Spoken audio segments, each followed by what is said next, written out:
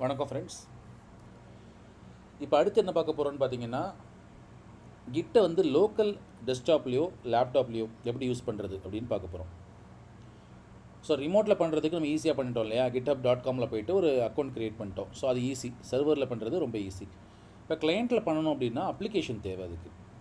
So கிட்டபுடைய local application, கிட்டப்ன்றது ஒரு provider தான். So கிட்டுன்னு சொல்லணும். ஸோ கிட்டோடைய லோக்கல் அப்ளிகேஷன் தேவை. இது ரெண்டு விதமாக இருக்குது நமக்கு. ஒன்று வந்து யூசர் இன்டர்ஃபேஸ், அதாவது நம்ம கண்ணில் பார்த்து இந்த பட்டன்ஸ் அமைக்கி இந்த இப்போ இங்கெல்லாம் இப்படிலாம் பண்ணுறோம் இல்லையா, இந்த மாதிரி பண்ணுறது ஒரு வே. ரெண்டாவது கமாண்ட் வழியாக பண்ணுறது இன்னொரு வே. ஸோ கமாண்ட் வழியாக பண்ணால் சிஎல்ஐன்னு சொல்லுவோம், கமாண்ட் லைன் இன்டர்ஃபேஸ்ன்னு சொல்லுவோம். யூஐயில் பண்ணால் GUIன்னு சொல்லுவோம், கிராஃபிக்கல் யூசர் இன்டர்ஃபேஸ் சொல்லுவோம். ஸோ முதல்ல GUI கிளைண்ட்டு டவுன்லோட் பண்ணுவோம். ஸோ ஃபஸ்ட் நம்ம என்ன பண்ண போகிறோம்னா, ஃபஸ்ட்டு கிட்டோடைய GUI கிளைண்ட்டை டவுன்லோட் பண்ணுவோம் விண்டோஸ்க்கு.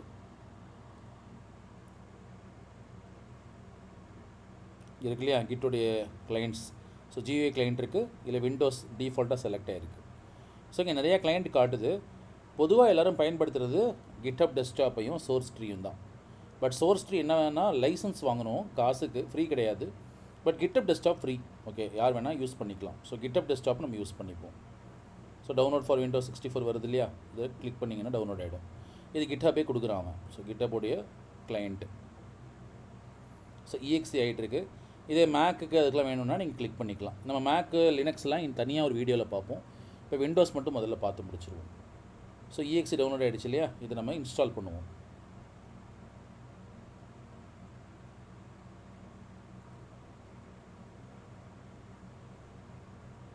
ஸோ இன்ஸ்டால் ஆகிட்டு இருக்கு. அதுக்கப்புறமா அதுவே லான்ச் ஆகும்னு சொல்லியிருக்கு. அது நடந்துகிட்ருக்கட்டும். மீன்வேல் என்ன பண்ணலான்னா, நம்ம கிட்டோடைய CLI version, command line version நம்ம அடுத்தது இன்டெகிரேட் பண்ணுவோம். ஸோ இப்போ இது என்ன கேட்குதுன்னு பார்த்தீங்கன்னா, டெஸ்க்டாப்பில் github.comோட கனெக்ட் பண்ண சொல்லுது. ஆல்ரெடி நான் வச்சுருக்கேன். ஸோ அதனால் டேரெக்டாக நான் எட்ஜில் ஓப்பன் பண்ணி ஆத்தரைஸ் மட்டும் பண்ணுறேன். ஏன்னா ஆல்ரெடி நம்ம பண்ணோம் இல்லையா கொஞ்ச நேரத்துக்கு முன்னாடி தான். ஸோ கொஞ்ச நேரத்துக்கு முன்னாடி பண்ணதுனால டேரெக்டாக எனக்கு ஆத்தரைஸ் ஆகிடுச்சு. இந்த மாஸ்டர் கீ வந்துருச்சா. ஸோ ஃபினிஷ் மட்டும் கொடுத்தா போதும், மிச்சம் எல்லாமே ஆட்டோமேட்டிக்காக எனக்கு எல்லாம் இருக்குது. இப்போ இங்கேருந்தும் என்னால் ரெப்பாசிட்டரி டேரெக்டாக க்ரியேட் பண்ண முடியும், இல்லைனா ரிமோட்டில் இருக்கிற ஒரு ரெப்பாசிட்டரியை டவுன்லோட் பண்ண முடியும். இதெல்லாம் யூஐலேயே எனக்கு கிடைக்கிது, ஓகேயா. பட் இப்போ நம்ம டச் பண்ண வேண்டாம். நான் முன்னாடி பழசங்க சர்வரில் பண்ணி வச்சுருந்தேன் இல்லையா, ரெண்டுமே இங்கே காட்டுது பாருங்கள். இந்த ரெண்டுமே இங்கே இருக்குது. இந்த மாதிரி யூஐயில் பண்ணக்கூடியது தான் இந்த GitHub டெஸ்க்டாப். பட் இப்போ நமக்கு அது தேவையில்லை, இதை க்ளோஸ் பண்ணிப்போம். இதுவும் உங்களுடைய ப்ரோக்ராமில் இருக்குது. அடுத்தது பார்க்கலாம், நம்ம வருவோம். இப்போ நெக்ஸ்ட் என்ன பண்ண போகிறோன்னா, GitHubோடைய கிட்டோடைய CLI application, command line interface application download பண்ணுவோம். அது ரொம்ப சிம்பிள் தான். இங்கே CLIன்னு போட்டாலே போதும். GUIக்கு பதிலாக CLI அப்படின்னு போட்டிங்கன்னா வந்துடும்.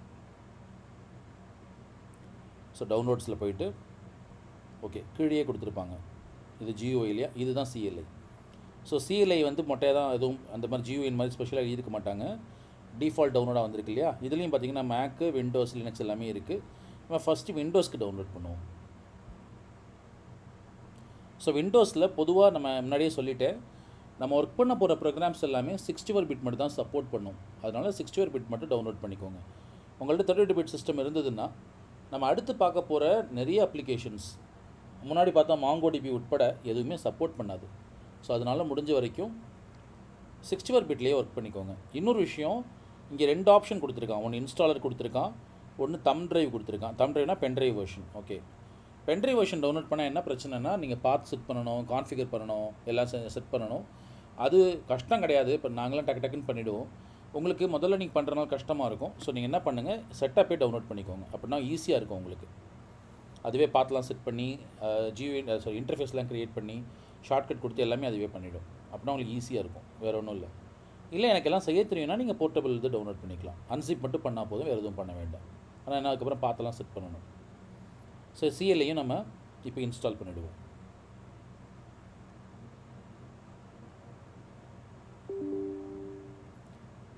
ஸோ எஸ் கொடுக்குறேன், வரட்டும்.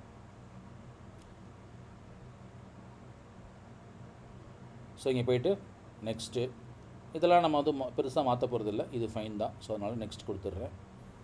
இப்போ இங்கே இருக்கிற இதெல்லாம் நீங்கள் பார்த்து கரெக்டாக பண்ணணும். ஏன்னா இது வந்து கமாண்ட் லைன் இன்டர்ஃபேஸ் இல்லையா, இதில் ஏதாவது மிஸ் பண்ணிங்கன்னா சில இதெல்லாம் ஒர்க் ஆகாது. அதனால் கரெக்டாக பார்த்து பண்ணணும். ஸோ டெஸ்க்டாப்பில் ஐக்கான் வேணுமான்னு கேட்குது, ஓகே கொடுக்குறேன். விண்டோஸ் எக்ஸ்ப்ளோரரில் கிட் பேஷ் வேணுமான்னு கேட்டிருக்கு. ஆமாம், நமக்கு தேவை. GUI கூட நமக்கு அங்கேருந்து இங்கே லிங்க் பண்ணுறதுக்கு கொடுத்துருக்கான். லார்ஜ் ஃபைல் சப்போர்ட் ஆமாம் தேவை. .git ஃபோல்டர் க்ரியேட் ஆகணுமான்னு கேட்டிருக்காங்க. ஆமாம், அதுவும் தேவை. SH தேவை. வேறு ஏதாவது என்ன, விண்டோஸ் அப்டேட் தேவையில்லை. பேஷ் ப்ரொஃபைல் நம்ம டெர்மினலில் எடுத்துக்கிட்டால் உங்களுக்கு ஈஸியாக இருக்கும் ஒர்க் பண்ணுறதுக்கு. ஓகே, ஸ்கேலர் ஆட்டோமேட்டிக்காக ப்ராஜெக்ட் பெருசாச்சுன்னா ஹேண்டில் பண்ணும். ஸோ அதுவும் இருக்கட்டும். ஸோ அப்டேட்டை தவிர மிச்சம் எல்லாத்தையுமே நான் செலக்ட் பண்ணியிருக்கேன். இந்த பேஷ் ப்ரொஃபைல் எதுக்குன்னு பார்த்தீங்கன்னா லினக்ஸ் மாதிரி கமெண்ட்ஸ்லாம் ஒர்க் ஆகும். இப்போ நம்ம அடுத்து என்ன பண்ணுவோம்னா கிட் கமெண்ட்ஸ்லாம் போடுவோம் இல்லையா, அதில் சில இதெல்லாம் லினக்ஸ் பேஸ்ட் கமெண்ட்ஸாக இருக்கும். அந்த மாதிரி லினக்ஸ் கமெண்டில் தான் ரன் பண்ணுறதுக்கு இது தேவை. இது இல்லை அப்படின்னா கமாண்ட் ப்ராம்ப்ட்லேருந்து நீங்கள் விண்டோஸில் தான் சில கமெண்ட் எக்ஸிக்யூட் பண்ணுற மாதிரி இருக்கும். அது நிறையா கமெண்ட்ஸ் ஒர்க் பண்ணாது. அதனால் மட்டும்தான் கிட் பேஷ் ப்ரொஃபைலும் நம்ம சேர்த்து க்ரியேட் பண்ணுறோம். ஓகே, ஸோ அது கொஞ்சம் இதையும் பண்ணிக்கோங்க, இது பெட்டர். நெக்ஸ்ட்டு கொடுத்துட்டேன், இதெல்லாம் அப்படியே விட்டுறலாம், ஒன்றும் ப்ராப்ளம் கிடையாது. ஏதோ கேட்டிருக்கே.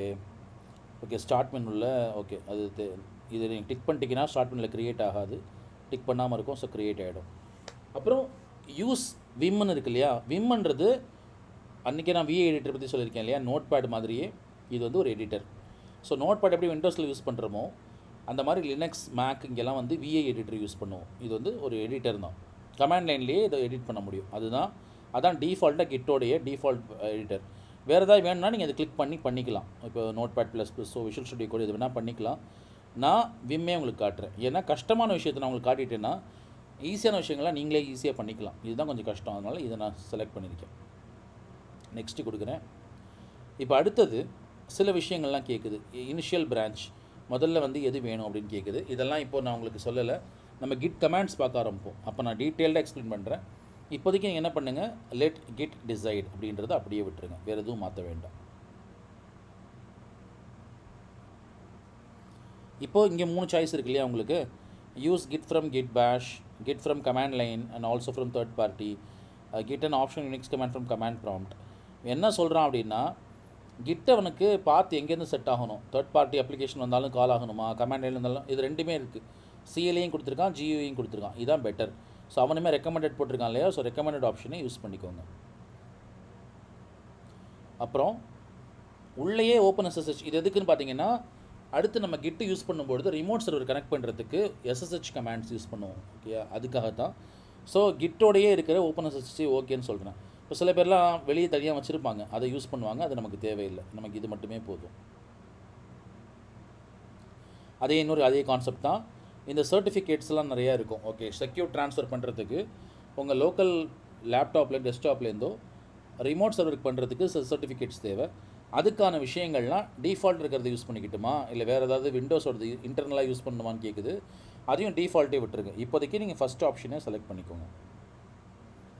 அடுத்தது நம்ம யூஸ் பண்ணுற கமாண்ட்ஸு, அதை யூஸ் பண்ணுற மெத்தட்ஸு, இதெல்லாம் விண்டோஸ் பேசிஸில் வேணுமா இல்லை யூனிக்ஸ் பேசிஸில் வேணுமா? யூனிக்ஸ் தான் லினக்ஸு மேக் இந்த டிசைனில் உங்களுக்கு எப்படி வேணும்னு கேட்குது.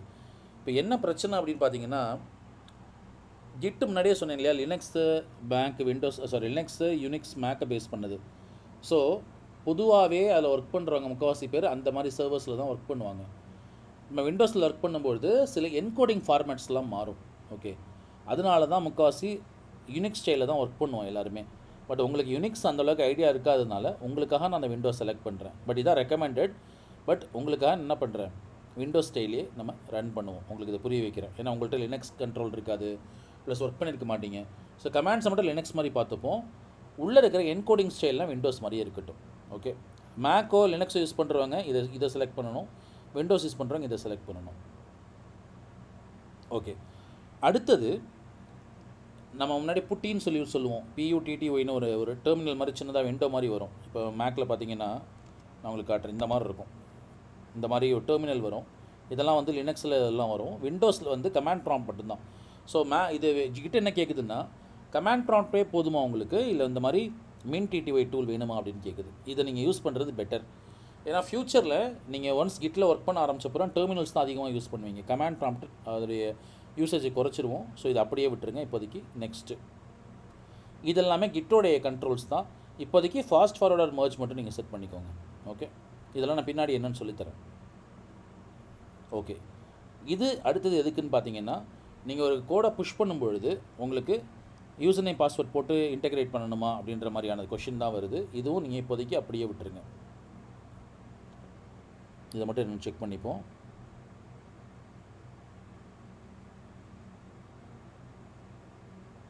ஓகே, என்ன சொல்கிறாங்கன்னா டேட்டாவை கேஷ் பண்ணி வைக்கவா. இப்போ நீங்கள் அப்லோட் பண்ணுற டேட்டா அதே டேட்டா தான் திருப்பி நீங்கள் ஏதாவது மாற்றாமல் போடுறீங்கன்னா டேட்டா அப்படியே கேஷாகவே இருக்கும். சர்வர்லேருந்து ஒவ்வொருத்தரையும் டவுன்லோட் பண்ணாது, இல்லை அப்லோட் பண்ணாது.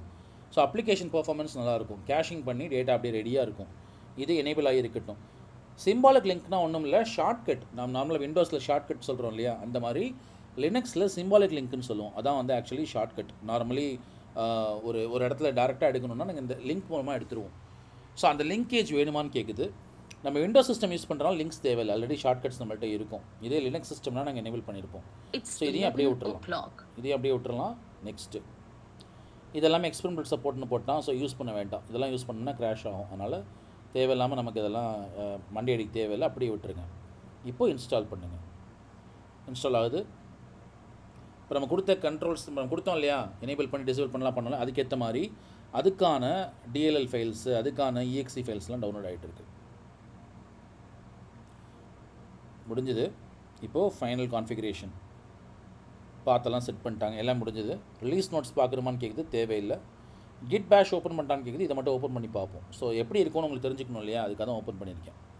ஸோ தெரியுதா, கமாண்ட் ப்ராம்ப்ட்டுக்கும் இந்த பேஷ் ஷெல்லுக்கும் டிஃப்ரென்ஸ் இருக்குது.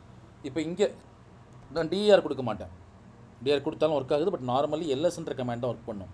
ஸோ லினக்ஸோடைய கமாண்ட்ஸ் நிறையா ஒர்க் பண்ணும். இது ரெண்டுமே ஒர்க் ஆகுது. இப்போ கிளியர்ன்றது லினக்ஸ் கமாண்டு, சிஎல்எஸ்ன்றது மைக்ரோசாஃப்டோடது ஒர்க் ஆகலை பார்த்தீங்களா. ஸோ சிஎல்எஸ் ஒர்க் ஆகலை, பட் கிளியர் ஒர்க் ஆகுது. ஸோ பேஷ் ஷெல் எப்போவுமே லினக்ஸ் மாதிரி கமாண்ட்ஸ் பூரா ஒர்க் பண்ணுறதுக்காக யூஸ் பண்ணுறது தான். ஸோ இதெல்லாம் லினக்ஸோட கமாண்ட்ஸ். இந்த மாதிரிலாம் வருது இல்லையா, இந்த மாதிரி கரெக்டாக நமக்கு காட்டுது, நிறையா இதெல்லாம் இன்ஃபர்மேஷன் தெரிஞ்சுக்கலாம். அதுக்காக தான் பேஷ் ஷெல் யூஸ் பண்ணியிருக்கோம். இப்போ நான் கமாண்ட் ப்ராம்ப்ட் யூஸ் பண்ணால் ஒர்க் ஆகாதான்னு கேட்டிங்கன்னா கமாண்ட் ப்ராம்ப்ட்லேயும் ஒர்க் ஆகும். அதையும் பார்த்துருவோம்.